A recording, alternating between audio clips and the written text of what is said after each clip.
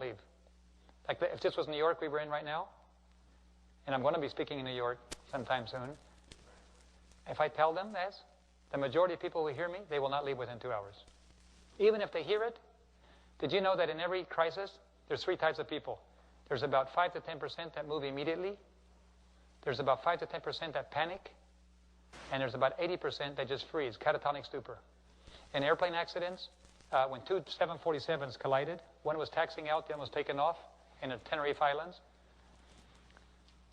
The passengers that got out said they had to crawl over all the other passengers that were still alive, uninjured, strapped in their seat, but they were in a catatonic stupor, and they would not get out. So the other passengers just crawled over their heads and got out. The majority of people just freeze. 9/11, most everybody just froze until that's what happens in a church too. The majority in a crisis will just freeze, and they die. And those that panic die. So the only people that are saved are only those that move immediately. They know what to do. They're alert. They have a plan. And unfortunately, probably the same thing is true of the church as far as numerically. We're just like everybody else. Divorces is the same. Why wouldn't disasters be the same too? But those that followed Jesus' warning in AD 70 were saved, right? Do you want to repeat that again? Didn't the historians say that those that fled when Jesus had said to in AD 70 were saved in the destruction of Jerusalem? That's correct. Those that are alert and are aware did not lose their lives. And those that right now are getting ready and alert and reading. If you don't know, you can't do if you don't know. But if you are reading and following the testimonies and what God asks you and feeding your mind on God's Word, when it happens, God is not going to leave you in the dark. You will know immediately what is happening because God will make sure you know. And if you obey instantly, you will be saved. Now, there's going to be a lot of people that will be lost, God's people, that will die. They don't have to die. It was not God's intention that they die, but they didn't pay attention. They can still get to heaven, but they aborted their service a lot early. They went through suffering that was unneeded, just because they weren't listening. So when a Sunday law comes, it is no longer possible to work in the cities. Right now, we can live outside and go work in the cities. And man, I love the cities. I love media. I look over, like Lima, Peru. We just got a license for Lima, Peru. It was a gift of an evangelical man. A piece of paper is worth $1 million. He just gave it to me. And equipment we have to buy is worth nearly $300,000. We don't have the money yet, but I'm already getting ready to place the order for the equipment because I know that 10 million people in Lima have a high value to God. And if he's going to give me the $1 million license, I know he will give me the money for the transmitter, right? I have to know that. He's not going to open the river halfway and let me drown in the middle. So I know that. But one of these days, it will not be possible to work in Lima, Peru anymore. But right now, I love working in the major cities. I don't live in one, but I'm going to work them. But once a Sunday law comes, I'm sorry, I got to leave. Whatever's left in the city is condemned to death. Okay, so we need to be alert. I'm sure God's heart broke when all those 2 million Jews in Jerusalem died, all those terrible deaths. I'm sure his heart broke. They skinned them alive. They filled the whole countryside with thousands of crosses. They just crucified everybody. And other people, they skinned them alive. Others, the sons of the chief head of the chief priests, they tied them to chariot wheels and they raced around until they were dead. Others they put them on the wheels and they just ran them through hot oil like this and burned them. Others they boiled to death. I just can't imagine. I don't know how a divine heart can even tolerate without turning its face away. But they were warned. Only God's children got out. So that you can imagine what's going to happen when there's no food in the cities. Imagine New York being closed off completely. There's going to be roving gangs of armed men raping, stealing, murdering, anything for a while. And finally they'll get so desperate they will anything they can get. And pretty soon they will start killing themselves off. You don't want to be inside those cities. You might as well roll over and play dead early in the game. You don't want to be at the end. And so it's better to listen to God and be attuned. God knows how to protect his people, but there's also judgments of God coming. Large, Sister White saw it. I saw large balls of fire. I woke in the night scene. It was showing me large balls of fire falling into the mansions. And people said, "You knew. You didn't tell us."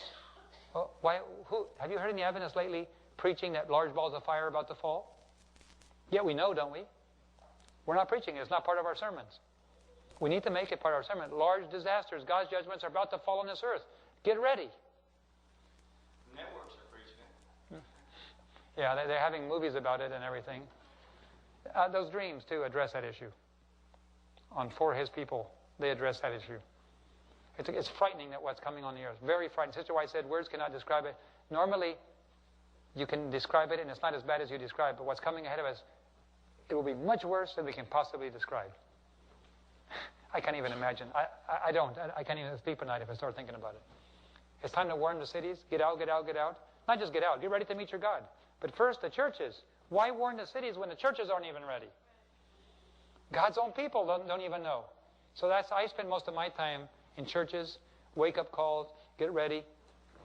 And many, many, many people make their choices, and I'm just thrilled to see the changes many families do. Other times, I hear rumors where we're doing damage control. Like, damage control? Just repeating what God has said is coming on the earth, and it's get ready, it's damage control? Anyway, we have to.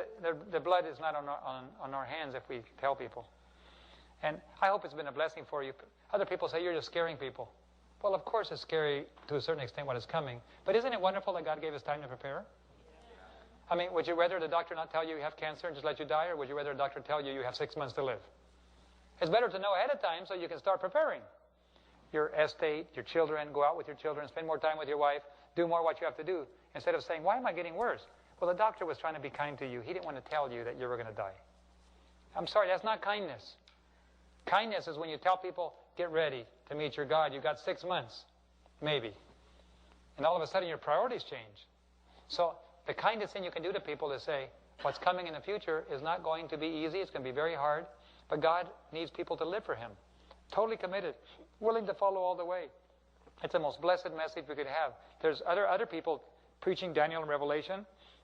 Beautiful truths, by the way, are coming out. We have no new message. But there is new light on the old truths, which make it look so much more fuller, so much better.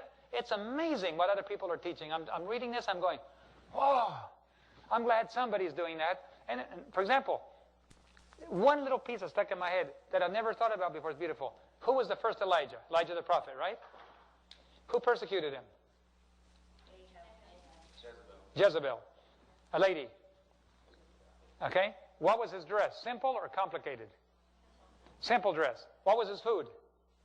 Simple. Who was the second Elijah? John the Baptist. Who persecuted him? A lady. Was his dress? Dress and food. Simple. What about the third Elijah? Us. Who's going to persecute God's church? A lady called the false... The prostitute, the whore. Right. And guess what their food is going to be? Guess what their dress is going to be? Doesn't it suddenly confirm in your mind that we need a reform in dress and food? See? The more we understand, the more you see the big picture. The Elijah message is more than just Jesus is coming. It's a way of dress. It's a way of food. And so all of a sudden, when people say, let's reform and dress, you don't go, why? We have a right to dress. Excuse me? You have to understand the Elijah message. It involves much more than something. And all of a sudden, our simple foods. Well, I have reform in diet. I'm working on it, and God is helping me. And all of a sudden, I realize I'm not overweight, but I need a reform in food. Because I need to get back more toward the ideals. I am. God is making victories in my life. And help understanding the Elijah message more fully help me to realize if I'm going to preach the Elijah message, I got to get back to simple diet. You see, it's a wonderful thing. So I was in the Philippines, and somebody rose their hand and said, well, if we're going to get back to simple diet, we live on the islands. We eat fish here. Jesus ate fish. What is wrong with eating fish? If Jesus ate fish. And I said, and he didn't have the wrong attitude. He was asking just out of real sincere, because it was a great revival we had there in the Philippines. And I said, well, you know what? To be honest, it's not even about fish. Jesus ate fish, but for 40 days, he didn't eat anything. Jesus, before he could really minister, God had to put him through complete diet control.